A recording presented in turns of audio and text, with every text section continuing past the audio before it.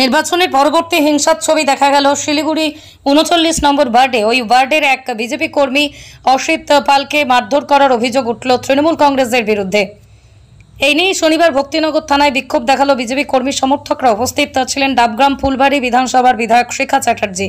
ঘটনাকে কেন্দ্র করে চাঞ্চল্য ছড়ায় এলাকায়। বিধায়ক শিখা চ্যাটার্জির অভিযোগ, গতকাল রাতে বেশ কয়েকজন তৃণমূল নেতা বিজেপি কর্মীকে মারধর করে বর্তমানে শিলিগুড়ি জেলা হাসপাতালে চিকিৎসাধীন রয়েছে। ওই নেতা এরই প্রতিবাদে এদিন তারা ভক্তিনগর থানায় বিক্ষোভ প্রদর্শন করে। সেই সময় তাদেরকে পুলিশ বাধা দেয় বলে অভিযোগ। পরবর্তীতে বিধায়ক সহ কিছু নেতা থানার ভিতরে প্রবেশ করে অভিযোগ জমা করে। হামলা হয়েছে, কি বলবেন? অথচ সে কিন্তু অ্যারেস্ট হয়নি, তার নাম পাওয়া গেছে। আজকে আমরা এফআইআর করতে যাচ্ছি, সেই এফআইআর করতে যেতে দেবে না, মানে এফআইআরটাও আপনারা তো শান্তিভাবে যাচ্ছিলেন, পুলিশ আটকাইলো কেন? এখানে আমরা কোনোভাবে কোনো কিছু নয়, আমি বিধায়ক, আমি এখানকার বিধায়ক। আমার কর্মীকে মারধর করা হয়েছে, আমার ডিউটি, তাকে মানে অন্তত কেন মারা হলো, পুলিশ কি প্রিকশন নিল, তার মানে এটা আমার জানা দরকার আছে।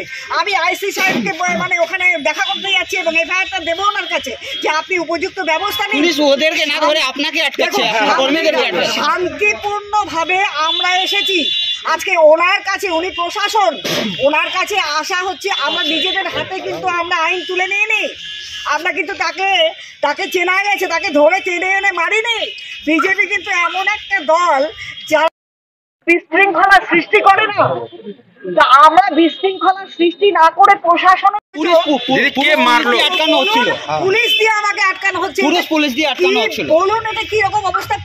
পুলিশরা আমাকে হাত দিয়ে এরকম ভাবে আটকে দিচ্ছে। দিদি, কে মারলো আপনাদের কর্মীকে?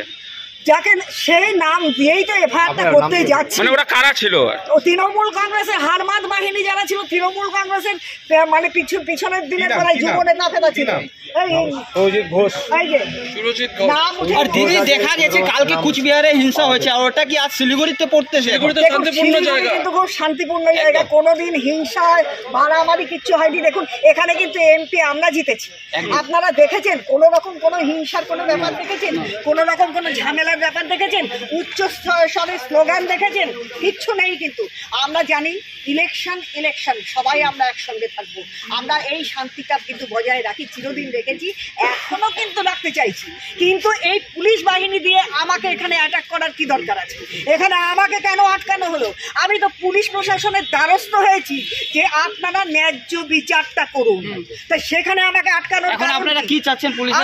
আইসি সাহেবের সঙ্গে দেখা করব এবং যে ব্যক্তি দোষী, আমাদের যে কর্মীকে ধরে মেরেছে, আগামীতে এই জিনিস না হয় এবং যে মেরেছে তাকে গ্রেফতার করা চাইছি।